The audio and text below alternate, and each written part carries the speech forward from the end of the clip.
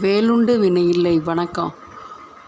நான் இன்றைய பதிவில் வைகாசி மாதத்தில் பிறந்தவர்களை பற்றிய பொதுவான பலன்களை கூறுகிறேன். சூரியன் ரிஷப ராசியில் சஞ்சரிக்கும் மாதம் வைகாசி மாதம். இந்த மாதத்தில் பிறந்தவர்களுக்கு வசீகர தோற்றம் இருக்கும். ஆடம்பர வாழ்க்கையை விரும்புவார்கள்.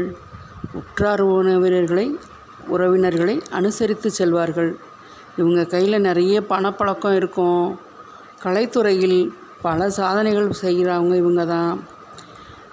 யோகம் பெற்றவர்கள் தான் பொதுவாக இவங்களில் நிறைய பேர் தலை சிறந்த பேச்சாளராகவும் எழுத்தாளராகவும் இருப்பார்கள்.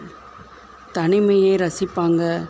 இயற்கையின் அழகை ரசிப்பவராகவும் இருப்பாங்க. ஏழ்மையான குடும்பத்தில் பிறந்தாலும் உழைப்பால் உயர்ந்த உன்னத நிலையை அடைகிறவங்களும் வைகாசி மாதத்தில் பிறந்தவங்க தான். கலகலப்பாக பேசுவாங்க. பளிச்சுன்னு ஆடை உடுத்துவாங்க. உள்ளொன்று வைத்து புறமொன்று பேச மாட்டார்கள். தன்னுடைய கஷ்டத்தை தன்னிடமே வச்சுக்கொள்வாங்க. மற்றவரிடம் பகிர்ந்து கொள்ள மாட்டார்கள். எதிலும் தனிமையை விரும்புவார்கள். எதிலும் புதுமையையும் விரும்புவார்கள். ஆனால் பழமையை மறப்பதில்லை. அதே நேரத்தில் பாரம்பரியத்தையும் பின்பற்றக்கூடியவர்கள். நினைவாற்றல் அதிகமுடையவர்கள். இவங்களுக்கு ஞாபக சக்தி ரொம்ப அதிகமாக இருக்கும். இவர்களுக்கு அனுபவங்கள் சிறந்த பாடமாக இருக்கும். நுட்பமும் நுண்ணறிவும் உடைய இவர்களுக்கு தோல்விகள் என்பதே கிடையாது. தோல்வியே கண்டாலும் துவண்டு விட மாட்டாங்க.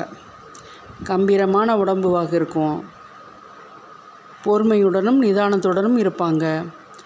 வாழ்க்கையில் சுயமாக சம்பாதிச்சு முன்னேறணுங்கிற ஆசை அதிகமாக இருக்கும். அந்த கனவை நனவாக்குறவங்களும் இவங்க தான். வைகாசி மாதத்தில் கங்கையில் நீராடினா 7 ஜென்ம பாவங்கள் கூட நீங்கும்னு ஐதீகம். வைகாசி மாதத்தில் தாங்க விசாக நட்சத்திரத்தில் முருகப்பெருமான் 6 முனிவர்களோட சாபத்தை நீக்கிய மாதமும் வைகாசி தான். நீண்ட ஆயுளும் நிறைந்த செல்வமும் பெற்றிருப்பார்கள். மொத்தத்தில் வைகாசியில் பிறந்தவர்கள் வையகத்தின் மாண்பினை நிலைக்க பிறந்தவர்களே. நன்றி, வணக்கம்.